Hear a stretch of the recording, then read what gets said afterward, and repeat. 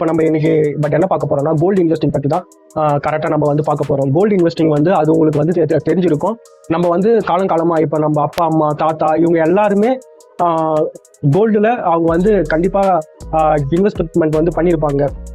But சரி, நம்ம அப்பா அம்மா நம்ம தாத்தா பாட்டியெல்லாம் இதுக்கு முன்னாடி கோல்டில் அவங்க வந்து எப்படி இன்வெஸ்ட்மெண்ட் பண்ணுவாங்கன்னா அவங்க வந்து அவங்களுக்கு கரெக்டாக நகையாக வாங்குவாங்க. அவங்களுக்கு தெரிஞ்ச ஒரே இன்வெஸ்ட்மெண்ட் வந்து நகையாக வாங்குறது தான். பட் அவங்களுக்கு தெரிஞ்ச ஒரே இன்வெஸ்ட்மெண்ட் வந்து கோல்டில் பண்ணுறது வந்து அவங்க வந்து கரெக்டாக நகையாக வாங்கி அவங்க கரெக்டாக வச்சுருப்பாங்க. அதுதான் அவங்களுக்கு தெரியும்.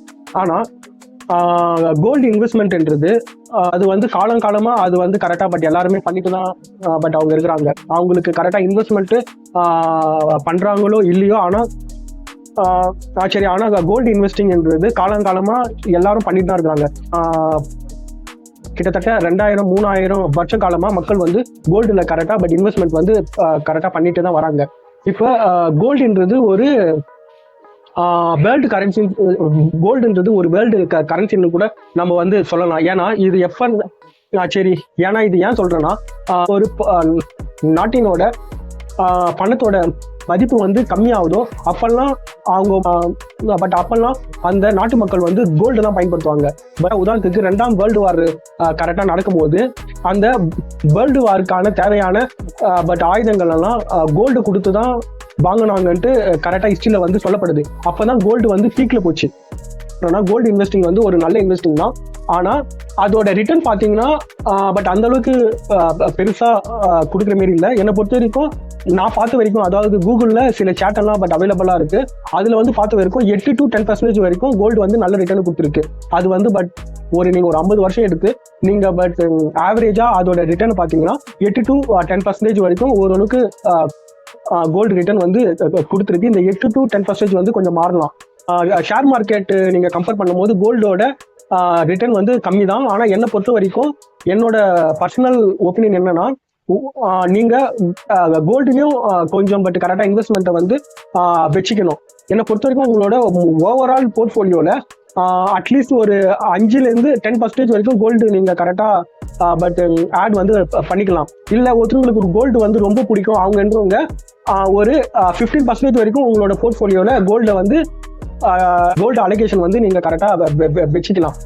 ஆனால் இப்போ நம்ம நிறைய பேர் என்ன நினச்சிட்டு இருக்கிறோம்னா, கோல்டில் நீங்கள் இன்வெஸ்ட் பண்ணணும்னா ஒன்லி ஜுவல்லரியாக தான் வாங்கணும், அதுதான் கரெக்டாக இன்வெஸ்ட்மெண்ட்டு பல பேர் நினச்சிட்டு இருக்கிறாங்க. ஆனால் அப்படி இல்லை. நீங்கள் கோல்டில் நீங்கள் இன்வெஸ்ட்மெண்ட் பண்ண வந்து நகையாக வாங்குறது தான் ஒரே ஆப்ஷன்ட்டு சில பேர் கரெக்டாக நினச்சிட்டு இருக்கிறாங்கன்னா அந்த ஆப்ஷன் இல்லை. கோல்டில் நீங்கள் இன்வெஸ்ட்மெண்ட் பண்ணுறதுக்கு நிறைய ஆப்ஷன் இருக்குது.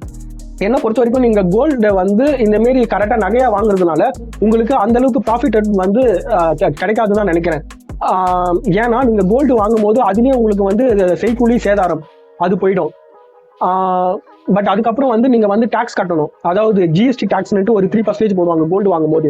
இதை கம்பேர் பண்ணும் போது நீங்கள் கோல்டை வந்து நீங்க பிசிக்கல் கோல்டு வாங்கினா ஜுவல்லரியா வாங்குறதை விட கோல்டு காயின் இல்லைன்னா கோல்டு பிஸ்கட் சொல்லுவாங்க, அந்த மாதிரி வாங்கினா உங்களுக்கு ஓரளவுக்கு ப்ராஃபிட்டபிளா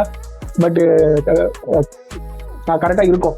நீங்க கோல்டை வந்து ஜுவல்லரியா வாங்குறீங்கன்னா அதை நீங்க இன்வெஸ்ட்மெண்ட் பர்பஸ்ல வாங்காதீங்க. உங்களுக்கு கோல்டு வந்து கரெக்டா பிடிச்சிருக்கு அந்த மாரி 1-2 நகையை வாங்கி போட்டுக்கலாம். ஆனால் மீதி கோல்டு இன்வெஸ்ட்மெண்ட்லாம் நீங்கள் ஃபிசிக்கல் கோல்டாக இன்வெஸ்ட்மெண்ட் பண்ணுறதுனா காயினாகவும் இல்லை பிஸ்கட்டாகவும் வாங்கி வச்சிங்கன்னா உங்களுக்கு ஓரளவுக்கு உங்களுக்கு வந்து ப்ராஃபிட்டபிளாக இருக்கும்.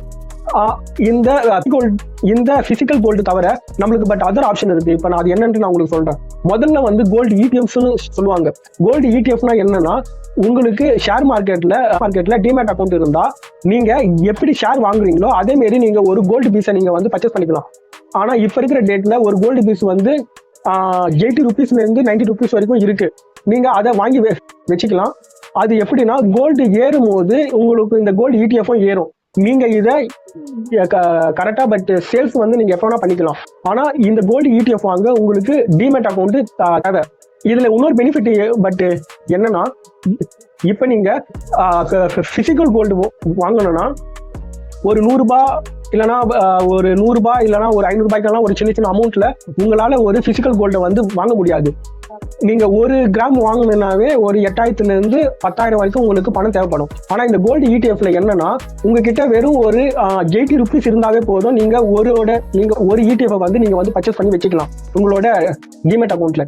இதுவே நீங்க பிசிக்கல் கோல்டு வாங்குனீங்கன்னா நீங்க அதை வந்து பாதுகாக்கணும். ஒண்ணு உங்க வீட்டுல வச்சு பாதுகாக்கணும், அப்படி இல்லைன்னா நீங்க பேங்க்ல வச்சு பாதுகாக்கணும். பேங்க்ல வச்சு நீங்க அந்த கோல்டை பாதுகாக்கும் போது உங்களுக்கு வந்து லாக்கர் ஃபீஸ் ஆகும். ஆனா இந்த இடிஎஃப் கோல்டு வந்து உங்களோட கரெக்டா டிமெட் அக்கௌண்ட்ல தான் இருக்கும். அது உங்களுக்கு எந்த பாதுகாப்பும் இல்லை. நீங்க அதை உங்களுக்கு எவ்வளவு காசு கிடைக்குதோ அப்போ கொஞ்சம் கொஞ்சமா வாங்கலாம். உங்களுக்கு பணம் தேவைப்படும் போது அந்த கோல்டு இடிஎஃப் வித்துட்டு நீங்க வந்து அதை வந்து காசாவும் எடுத்துக்கலாம். இது ஒரு ஆப்ஷன். ரெண்டாவது ஆப்ஷன் என்னன்னா மியூச்சுவல் ஃபண்ட் மூலமா நீங்க கோல்டு வாங்கலாம். மியூச்சுவல் ஃபண்ட் மூலமா நீங்க கோல்டு வாங்குறது சேம் இடிஎஃப் வாங்குற மாதிரி தான். ஆனா இடிஎஃப் வாங்குறதுக்கு உங்களுக்கு டிமெட் அக்கௌண்ட் தேவை. ஆனா நீங்க மியூச்சுவல் ஃபண்ட்ல கோல்டு வாங்கணும்னா உங்களுக்கு அந்த டிமெட் அக்கௌண்ட் கூட தேவையில்லை. நீங்க உதாரணமா இப்ப இருக்கிற மாரி க்ரோ, ஏஞ்சல் ஒன், ஜெரோதா அந்த மாதிரி ஏதோ ஒரு ஆப்ல ஒரு அக்கௌண்ட் ஓபன் பண்ணி நீங்க கோல்டு இடிஎஃப் மியூச்சுவல் ஃபண்ட்ல நீங்க கரெக்டா இன்வெஸ்ட்மெண்ட் பண்ண ஸ்டார்ட் பண்ணிடலாம். இது மினிமம் சில மியூச்சுவல் ஃபண்ட் கம்பெனி எல்லாம் 100 ருபீஸ் கூட நீங்க மாசம் இல்லைன்னா உங்ககிட்ட எப்பெல்லாம் பணம் இருக்கோ 100 ருபீஸ்ல இருந்து எவ்வளவு வேணா நீங்க அந்த கோல்டு மியூச்சுவல் ஃபண்ட்ல கரெக்டா பட் இன்வெஸ்ட்மெண்ட் வந்து பண்ணலாம். இந்த கோல்டு மியூச்சுவல் ஃபண்ட் எப்படி ஒர்க் ஆகுதுன்னா அந்த மியூச்சுவல் ஃபண்ட்ல ஒரு ஃபண்ட் மேனேஜர் இருப்பாரு. நீங்க மாசம் அமௌண்ட் வந்து அந்த மியூச்சுவல் ஃபண்ட்ல போடுவீங்களே, அந்த அமௌண்ட்டை எடுத்து கோல்டு இடிஎஃப்ல வந்து அவர் கரெக்டா பட் இன்வெஸ்ட்மெண்ட் வந்து பண்ணுவாரு. இப்ப நீங்க கோல்டு இடிஎஃப் வாங்குனீங்கன்னா நீங்களே டேரக்டா இந்த இடிஎஃப் வாங்குவீங்க. மியூச்சுவல் ஃபண்ட்ல நீங்க போடும்போது நீங்க மியூச்சுவல் ஃபண்ட்ல பணத்தை போடுவீங்க. அந்த பணத்தை ஃபண்ட் மேனேஜர் எடுத்து கோல்டு இடிஎஃப்ல கரெக்டா பட் இன்வெஸ்ட்மெண்ட் வந்து பண்ணுவாரு. இந்த மியூச்சுவல் ஃபண்டுக்கும் உங்களுக்கு வந்து பட் எப்பாவது பணம் தேவைப்பட்டா கூட அந்த மியூச்சுவல் ஃபண்ட்ல இருந்து ஒரு குறிப்பிட்ட நேவ் சொல்லுவாங்க, NAV சொல்லுவாங்க, அதை வித்துட்டு கூட நீங்க வந்து காசா ஆக்கிக்கலாம்.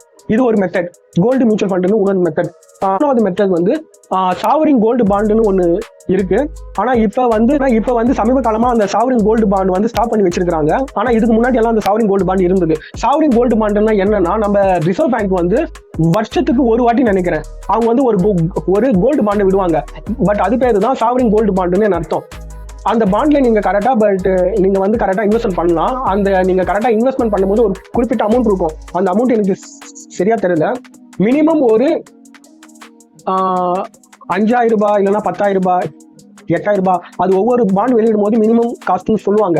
அந்த அமௌண்ட்டை கொடுத்து நீங்க கரெக்டா இன்வெஸ்ட்மெண்ட் பண்ணணும். நீங்க இன்வெஸ்ட்மெண்ட் பண்ணும்போது பீரியட் இருக்கும். அந்த லாக்கிங் பீரியட் வந்து 5 வருஷம் வரைக்கும் உங்களுக்கு அந்த லாக்கிங் பீரியட் இருக்கும். அந்த பாண்ட் வாங்கி 5 வருஷம் கழிச்சு மெச்சூர் ஆன உடனே கோல்டு ரேட் எவ்வளவு ஏறி இருக்கோ அந்த அமௌண்ட்டை உங்களுக்கு வந்து கொடுத்துருவாங்க. அது இல்லாம உங்களுக்கு 2% இன்ட்ரெஸ்ட் போட்டு அவங்க வந்து உங்களுக்கு பே பண்ணுவாங்க. இதுதான் மூணாவது method, sovereign gold bond. Fourth method வந்து பேப்பர் கோல்டு சொல்லுவாங்க, அதனால அது டிஜிட்டல் கோல்டுன்னு சொல்லுவாங்க. நீங்க பட் அந்த மாதிரி வாங்கினா கூட நீங்க ஆன்லைன்ல சில தளங்கள் எல்லாம் இருக்கு. ஆன்லைன்ல சில வெப்சைட் எல்லாம் இருக்கு. அங்க நீங்க அப்ரோச் பண்ணி அந்த கரெக்டா பேப்பர் கோல்டு சொல்லுவாங்க, இல்லைன்னா கரெக்டா டிஜிட்டல் கோல்டுன்னு சொல்லுவாங்க. இதை நீங்க அப்ளை பண்ணி வாங்கிக்கலாம். என்ன பொறுத்த வரைக்கும் நீங்க பேப்பர் கோல்டு கரெக்டா டிஜிட்டல் கோல்டு நீங்க வாங்குற மாதிரி இருந்ததுன்னா நீங்க கோல்டு ETF வாங்கிடலாம். இல்லைன்னா மியூச்சுவல் ஃபண்ட்ல கூட நீங்க வந்து கரெக்டா பட் இன்வெஸ்ட்மெண்ட் வந்து கரெக்டா இன்வெஸ்ட்மெண்ட் கூட நீங்க பண்ணிக்கலாம். பட் கரெக்டா இதுதான் கோல்டு இன்வெஸ்ட்மெண்ட்னா என்ன, அதை நம்ம வந்து கரெக்டா பட் நீங்க வந்து கரெக்டா பட் எப்படி எல்லாம் வந்து பண்ணலான்ட்டு எனக்கு என்ன தெரியுமோ அது உங்ககிட்ட ஷேர் பண்ணிருக்கிறேன். தேங்க்ஸ் ஃபார் வாட்சிங்.